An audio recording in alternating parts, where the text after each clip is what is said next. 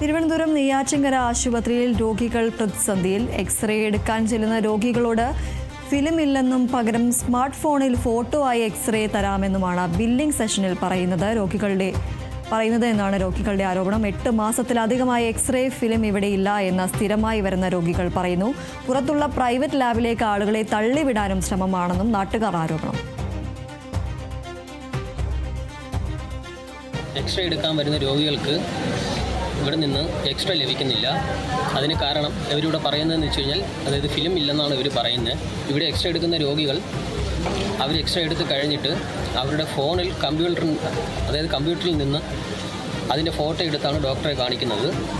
ഇത് പുറത്തുള്ള പൊതുമേഖലാ സ്ഥാപനങ്ങളെ സഹായിക്കാൻ ചെയ്യുന്ന കാര്യമാണോ എന്ന് അതായത് ഇവിടെയുള്ള ജനങ്ങൾ പറയുന്നുണ്ട്.